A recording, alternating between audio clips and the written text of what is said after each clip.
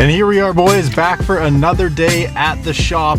I've got a lot of exciting things to go over today in general with just the shop. We have been cleaning it like crazy. If you guys have seen the YouTube shorts or short form videos of it, we have just been going nuts cleaning the shop. And it's really come a long way, which is sick. There's some things I want to get done on the Civic today in terms of taking parts off, because we are prepping it to get some awesome suspension goodies. So let's head down to the shop. Let's get a move on here. We're already got a late start to the day, but we can crush this out. I know we can. All right, boys, at the shop, I'm excited to show you guys the kind of renovations we've done to the place, because there is a ton more space. So let's get inside. Let's check this shit out.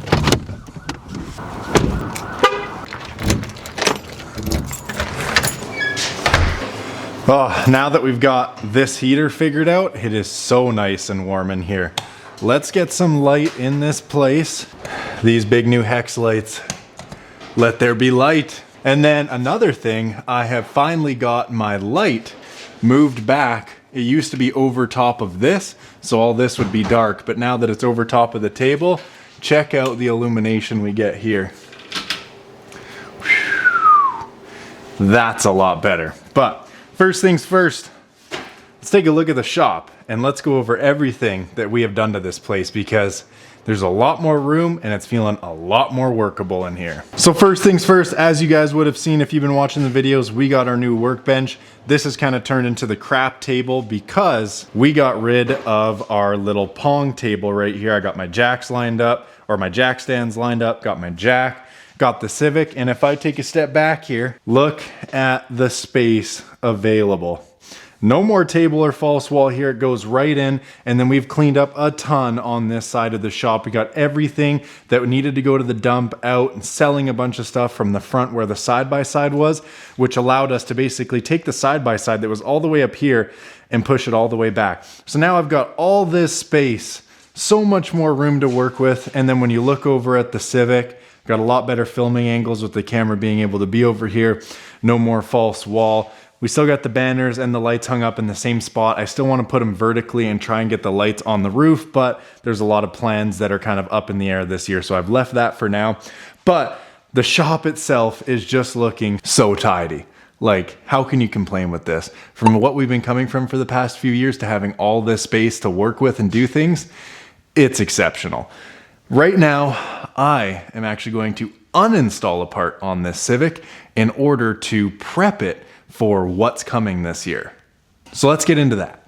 All right, guys, so one big thing that's kind of irked me with this car is suspension. Now, before we went turbo, we had the suspension really dialed. It wasn't really until we went turbo that we introduced some other suspension related components that kind of more or less ruined this car for me, I guess you could say.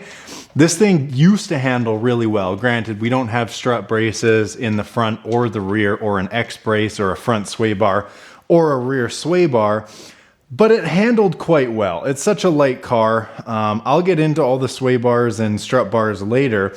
But what we did do for this car, since Hondas are notorious, front wheel drive, all the weight up front, you're making power, they want to torque steer you off the road, and with a sticky tire with a taller profile, and it's not like a stance setup, and it's like mine, tall profile sidewall, sticky tire, they tend to wheel hop. Wheel hop breaks things, and torque steer can be a little bit hard to drive around. So what a lot of people do with these cars is put traction bars on. And so I put a traction bar on it, and it seemed at first all fine and dandy. And in theory, it was. When I went to go tune the car and I was doing my first boost pulls, I was like, wow, this traction bar really does help. I mean, I can let go of the steering wheel, hit full boost, and the thing tracks dead straight. And if I romp on it from a start, or just lightly get going like 5K an hour, and then romp on it in first gear, spin the tires, it doesn't wheel hop. I'm like, this is sick. It wasn't until I really went to go throw this car down a back road after the tuning that I was like, wow, the traction bar is sick in this regard and terrible in this regard. And I thought it was something I could kind of drive around and look past, but even if you take a corner at regular traffic speeds, the wheels kind of chirp in the front. The whole point and idea of a traction bar is to keep the front control arms where they are. Without the traction bar, they kind of have flex and can articulate in corners. And when I added the traction bar, I didn't think it would decrease the cornering that much. And there is traction bars, I forget the name. I've been doing a lot of research on these traction bars because I've been very conflicted if I want to leave it on or take it off. But there is one company out there, I think it might be Hard Race, but don't quote me on that, that has OEM 100% stock trajectory that won't ruin handling. And my bar is a PLM bar. I love PLM products. I have a ton of their stuff on this car, but there's just something about the traction bar. And I have tried to adjust it. I've tried to loosen it, I've tried to tighten it. And the correct term is radius arms. I've tried to loosen and tighten them, and it doesn't really seem to matter. When I take a corner, this thing has no confidence. It really wants to chirp and it feels like it's going to wash the front end out. And I left it like that for a year. But this year, this build is getting focused and dialed in on suspension and handling the best it can, whether it remains turbo or not. As we know, for now, it's remaining turbo, but I just want this thing to handle well because my main focus with this car is taking it on the weekends, enjoying it through the back roads, and I don't want to be stuck to feeling nervous in corners because of how bad the front end feels and only be dedicated to a straight line. So taking the initiative today, we're going to go ahead and actually uninstall this traction bar because we got some stuff coming for this car that's really cool. Enough chit chat. Let's get this bumper off. Let's get this sucker in the air. Let's get wrenching.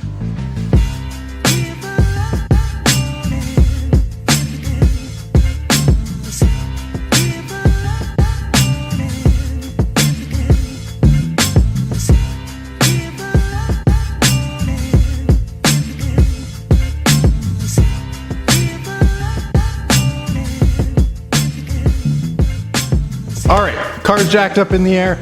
Let's you and I crawl under there. I'll show you what I'm talking about. And let's pull this thing off. It's bittersweet because I got it for a really good deal.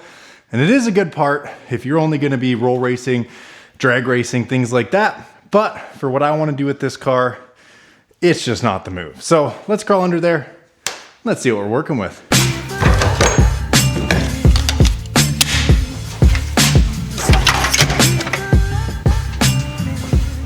All right, let's get my big ass on this creeper.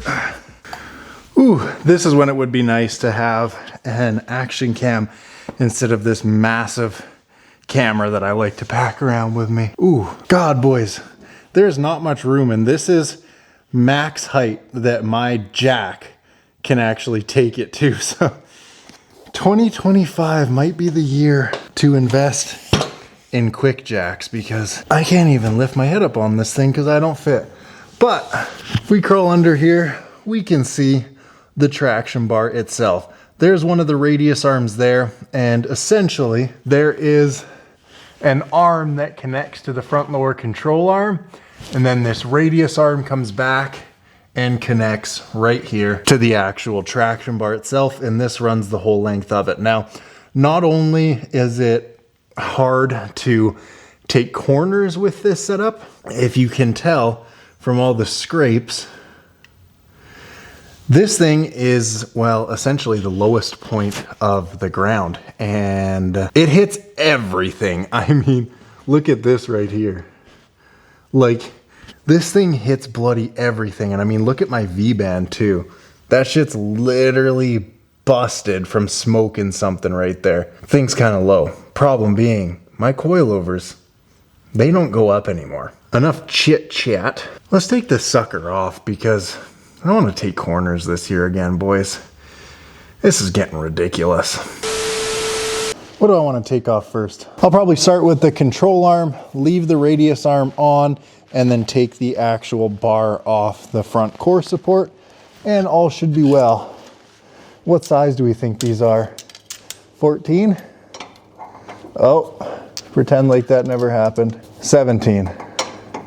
Yep, 17 it is. And honestly, this thing can't even go high enough for me to comfortably use my creeper. So I'm gonna get off my creeper. Now we're just raw dogging it. Wait, what? Put this sucker in 3. I'm not playing games.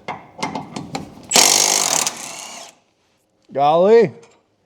Just like that right here. Does that look like it snapped threads? Nah, that looks aight. Good enough. Looks aight. Ah, I'm gonna have to take the arm off because that bolt is different rotations. So are these 17s too? Oh, they're not. Cheeky, cheeky. Time to grab wrenches. Are these 19s? Yup. Bye-bye. Back to the lobby.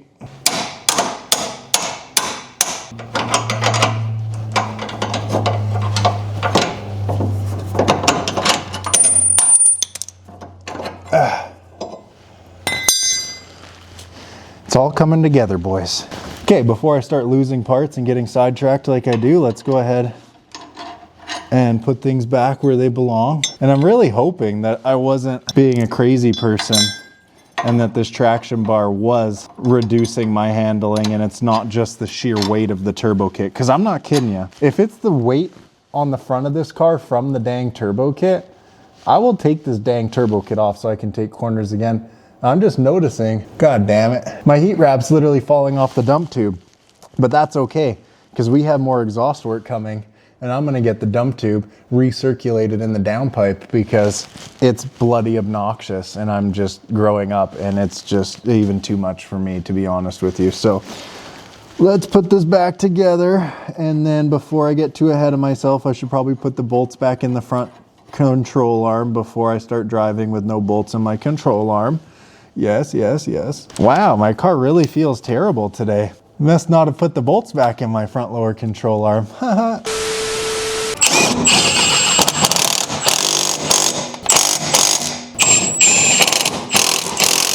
Oh yeah, sucker's tight. Gave her the old ugga-duggas. She ain't going nowhere, brother.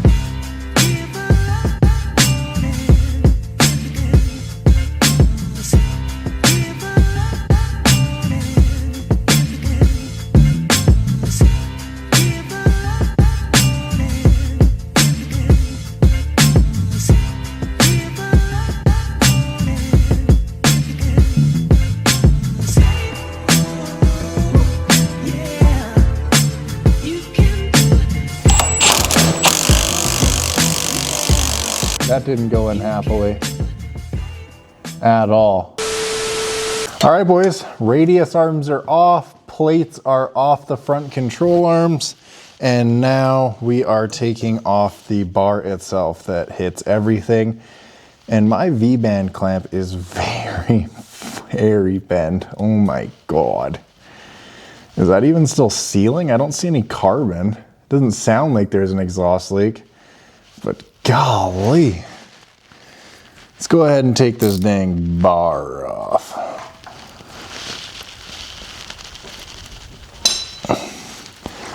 You're joking. Holy crap, yo. These suckers are on there good. Oh my God. I'm getting my ass kicked. I've got power ratchet, double ratchet, 3/8 hammer. I've got a 1/2 inch in a jack handle, a 1/2 inch breaker bar, the Milwaukee penetrant. These tow hook bolts do not want to come off.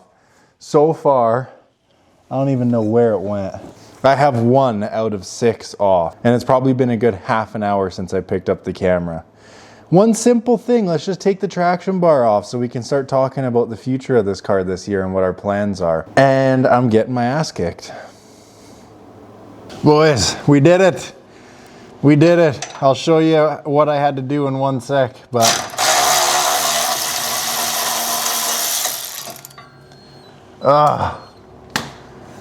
we did it. So, still under the car, we got 1/2 inch plus the jack extension handle, and me. Got the dub. What a pain in the ass. Hopefully this car handles good now. All right, boys, well, I made quite the mess just from taking that off. I'm not kidding you, those bolts were not coming out of there. And another bad news situation, I can only find 1 tow hook. Don't know where the other one went, like genuinely, I have no idea. I know that me and my buddy got into powder coating and I had brought both the tow hooks over to powder coat. I actually have the box here and I went through it and we powder coated this. It's a 1320 torque mount on the transmission side, and we powder coated that black. And I'll honestly probably need to install this because the one that comes in it is at least 4 or 5 of these thick, and it's making my radiator hose rub up against the hardware for it, and I don't want that.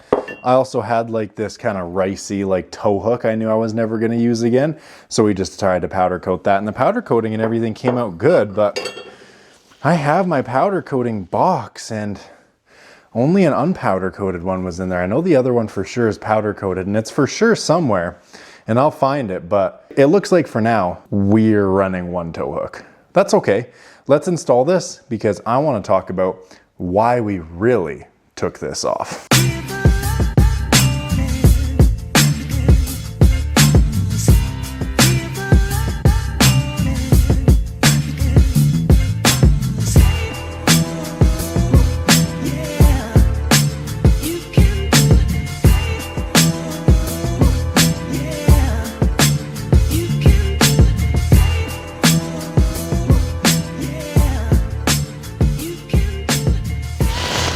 Boys, we are done. One tow hook on. I will put the other one on when I find it, but before I crawl out of here, I do want to show you guys what I'm talking about as far as that trans mount goes. So let's get you guys pulled in here, and well, I mean, that's a picture perfect view of it right there. There it is, and it is quite thick, as you can see. That 1321 was literally as wide as these lips right here on it. And then we also have billet solid torque mount bushings. Problem is, this hose rests up against the bolt for it because it protrudes so far. I don't want that to rub a hole in it because these are brand new Mishimoto hoses. And as we can see, there is some contact there. We had bought in the 1320 low profile torque mount to do this engine swap. And I remember there was an issue with installing it, which is why we ran the stock one off the B18B. I just can't remember what it was, but maybe I'll take that adventure and try and install that again so I have more intercooler pipe clearance and more lower radiator hose clearance, because I just don't like all the rubbish happening here. And I know you guys are probably asking yourself, okay, he took off the traction bar, so what? Like, what's next?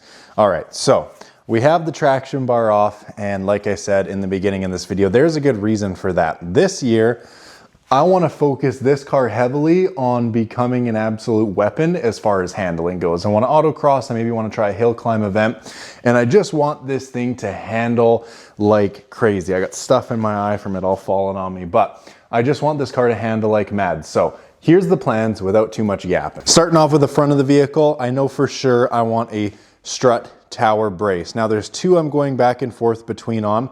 There's a Circuit Hero gusseted 2-point strut tower brace, and I think that one's really sick, but it comes in raw, so we need to get it powder coated. And there isn't really a color scheme to this car aside from black and polish.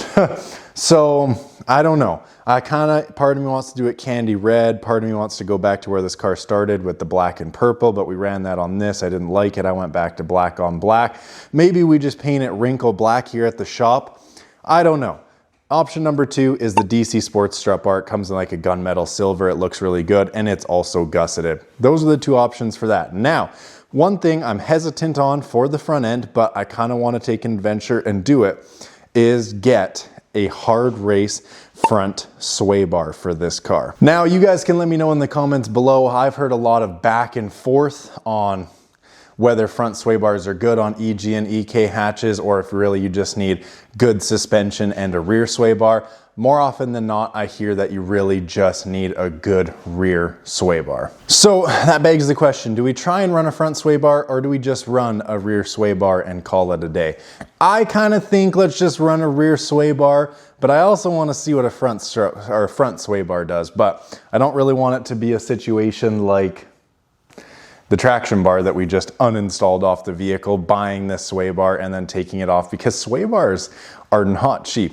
Like, you're looking at about 600 Canadian plus shipping, plus tax, and potentially duties for just a 22mm Progress rear sway bar with subframe brace, which to me is ridiculous. So I'm 50-50, and I also read that if you do run sway bars, you want a thicker rear one than a thicker front one, and the only front one I can find for this car is 24 millimeter, and the Progress one I'm getting for the rear is 22 millimeter. So let me know in the comments below. I'm really conflicted, just rear sway bar or front and rear sway bar, because I do want to get sway bars on this thing as well as strut bars. Now, along the topic of strut bars, I kind of skipped over this. I am getting a PLM X bar for the rear. So obviously it's a strut bar, but it's also an X, and it goes around absolutely everything in the rear. That combined with the front strut bar will really stiffen up this chassis, and then I'm hoping the anti-roll bars will help a lot, obviously, with body rolling corners. The coilovers I have aren't great. I would like to get a set of BCs on with some stiffer spring rates, because for me, this, even with the preload set quite high, this thing still rides fairly loose. You know, if I throw it hard enough into a corner, yes, it is low as far as ride height goes, but it has enough body roll to rub the sidewall of my tire, even though we've ramped up the preload on this a lot. It shouldn't do it, and it does. And their max height, and the car's still low. So I want to get coilovers that handle better, but also give me more height adjustment, because these at maxed out is still pretty well too low. I mean, as you can see, I'm smashing up my traction bar and my V-band off the downpipe. So it's like, they're a little low. So front strut bar, rear strut bar in the form of an X bar, definite rear sway bar, still contemplating a front sway bar. I don't know, I'm so 50-50 on that. And the only other thing I want to do is for the rear is get the K-tuned toe arms, because I have their adjustable camber arms and solid trailing arm bushing. So the one arm I don't have that's aftermarket or adjustable is the toe arm. So I'm going to get the K-tuned toe arms. And then in the front, it's kind of the same situation. I have the K-tuned Pro Series upper control arm camber kit. New ball joints, wheel bearings, inner outer tie rods. The only thing I haven't touched is the front lower control arms and the front compliance arms and front compliance arm bushing.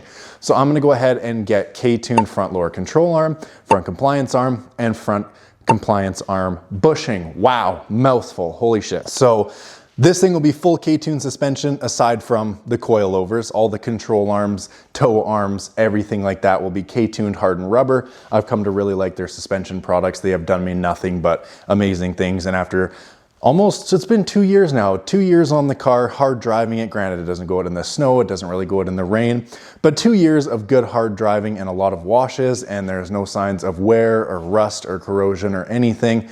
They're really solid. So I'm gonna put their control arm camber arm, or control arm, compliance arm bushing set in the front, and hopefully get some BCs on this thing with front and rear strut bars, definite rear sway bar and subframe brace, and potentially a front sway bar.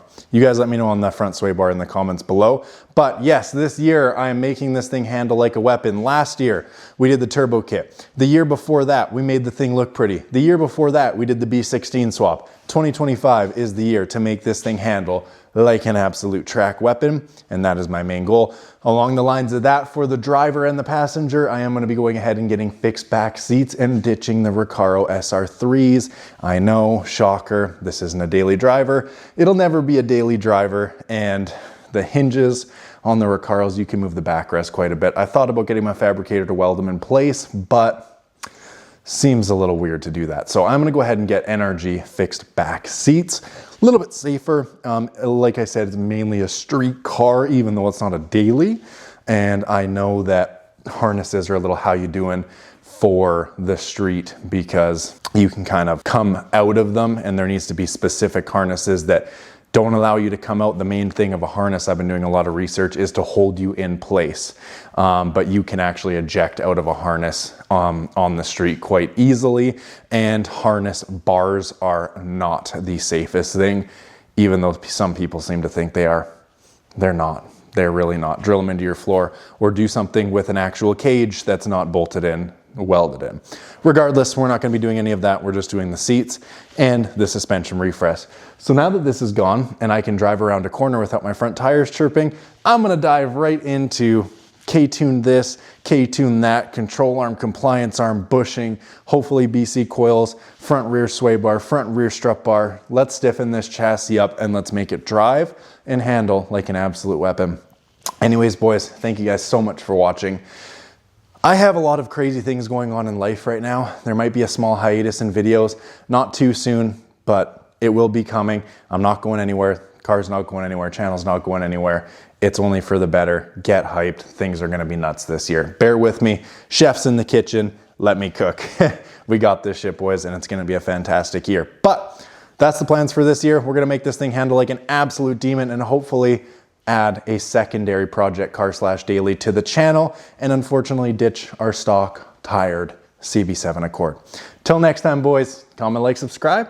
Hope you're having a fantastic time and I'll catch you in the next one. Peace out.